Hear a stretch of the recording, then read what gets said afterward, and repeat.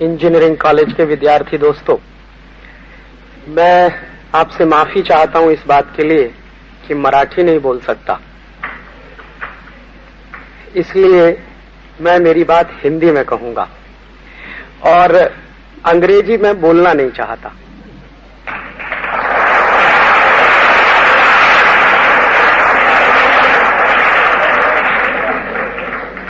बहुत साल अंग्रेजी बोलता रहा, अंग्रेजी में पढ़ता रहा, लिखता रहा, लेकिन अब कुछ वर्षों से संकल्प लिया अंग्रेजी में काम नहीं करूंगा।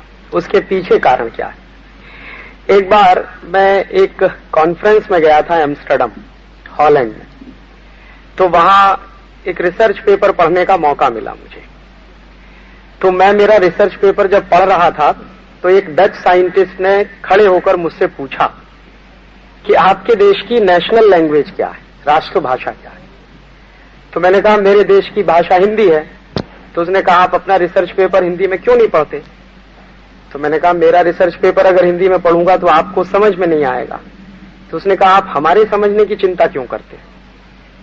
तो मैंने कहा क्यों? तो उन्होंने कहा आपसे पहले जो साइंटिस्ट आए रिसर्च पेपर पढ़ने के लिए, उनमें से कितने साइंटिस्टों ने अंग्रेजी में पेपर पढ़ा?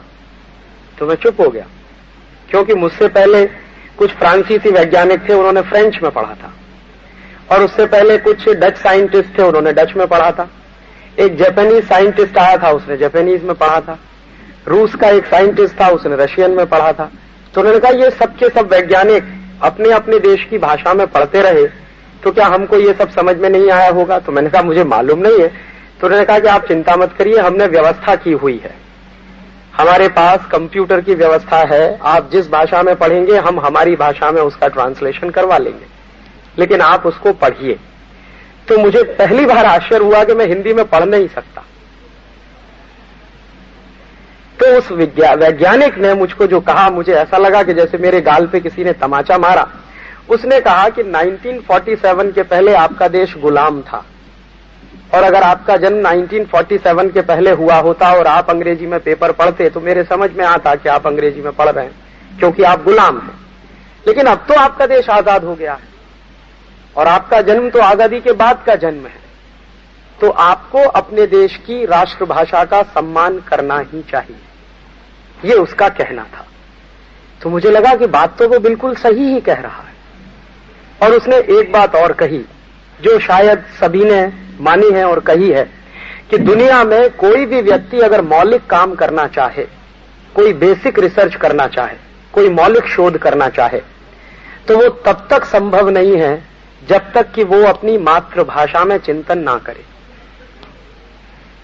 तो उसने मुझे एक नहीं 1001 वैज्ञानिकों के नाम गिनाना शुरू किया कि देखिए ये जितने वैज्ञानिक हुए जिन्होंने कभी कोई मौलिक शोध किया है तो सबने अपनी मातृभाषा में किया है।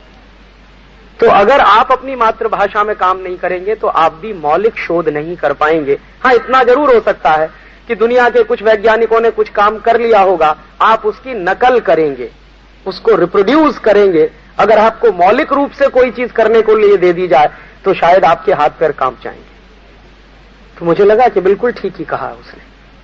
और उसके बाद जो जापानीज हमारा कुलीग था, उससे मैंने पूछा था कि आपके देश में पढ़ाई कैसे करते हैं? तो उन्होंने कहा कि सब पढ़ाई जापानीज में होती है।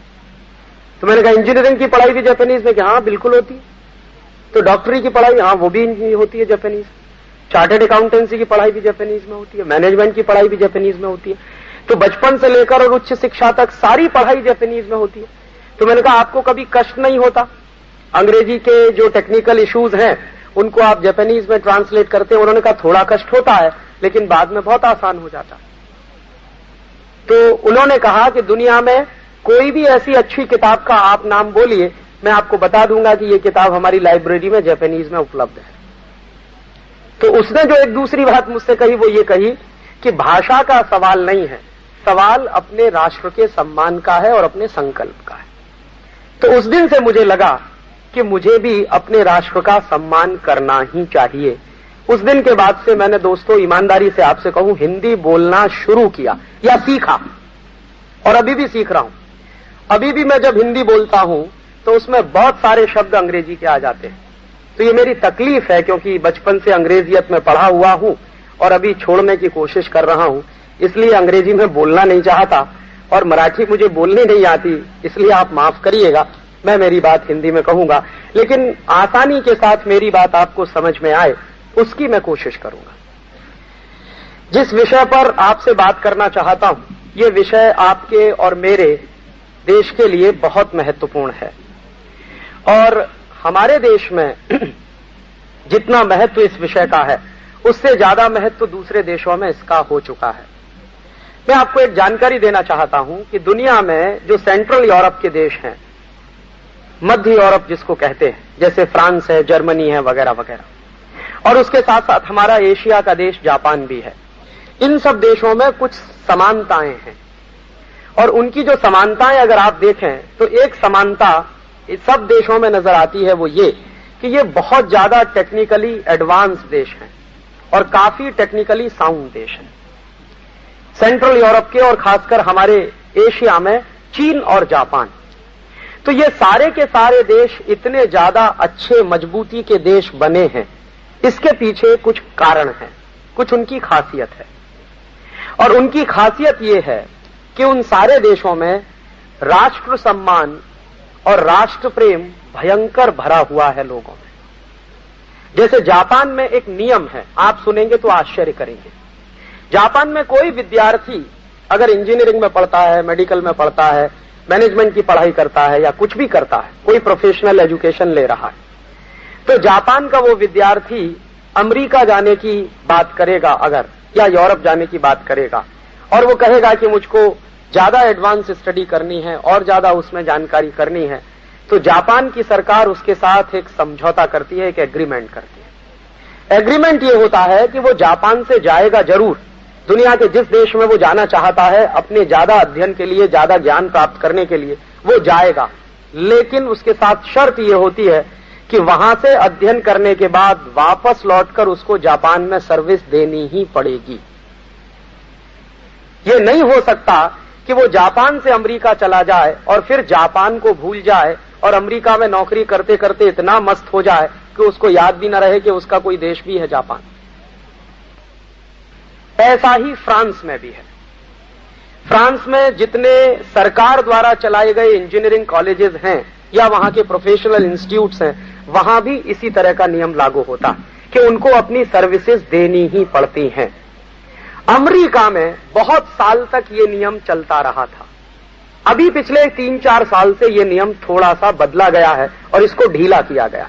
अन्यथा अमेरिका में तो ये नियम वहां तक चलता रहा था कि टेक्नोलॉजी में काम करने वाला कोई विद्यार्थी अमेरिका छोड़कर अगर दूसरे देश में जाना चाहता है तो उसको अमेरिका की आर्मी में सर्विस देनी ही पड़ेगी, और वो अमेरिकन आर्मी में अगर सर्विस नहीं करेगा तो उसको बाहर जाने की व्यवस्था अमेरिकन सरकार नहीं करने वाली। और सेंट्रल यूरोप में तो 1980 और 1985 तक ये नियम चलता रहा कि सेंट्रल यूरोप का कोई भी विद्यार्थी यूरोप छोड़कर किसी दूसरे देश में जाकर अध्ययन करने की कोशिश करना चाहता है या अपनी कमाई के लिए जाना चाहता है, जीविका चलाने के लिए जाना चाहता है, तो उसको अपने देश की नेशनल सर्विस देनी ही पड़ेगी।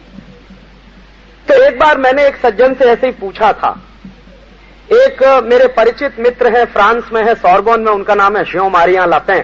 तो एक बार मैंने उनसे पूछा कि आपके देश में या सेंट्रल यूरोप में या ऐसे अमेरिकन ब्लॉक में और अगर कहें तो जापान और चीन में भी इस तरह के ये नियम हैं, इनके पीछे की सच्चाई क्या है, क्यों ये इस तरह के नियम बनाए गए? तो उन्होंने कहा कि राजीव, आपको मालूम नहीं है कि ये जो सेंट्रल यूरोपियन देश हैं और खासकर ये जापान है, ये सब सेकेंड वर्ल्ड वॉर में बर्बाद हो चुके हैं। और सेकेंड वर्ल्ड वॉर में इन देशों में इतनी बर्बादी आई थी कि उनके पास वो दोबारा खड़े हो पाएंगे ऐसी सोचने की क्षमता भी खत्म हो गई थी। सबसे ज्यादा बर्बाद हुआ था सेकेंड वर्ल्ड वॉर में फ्रांस, और फ्रांस के बाद सबसे ज्यादा नुकसान दूसरे किसी देश का हुआ तो वो है जापान, और तीसरे किसी देश का नुकसान हुआ तो वो था जर्मनी, और चौथे किसी देश का नुकसान हुआ तो वो था स्पेन। तो ये सारे के सारे देश, और अमेरिका का भी काफी नुकसान हुआ था।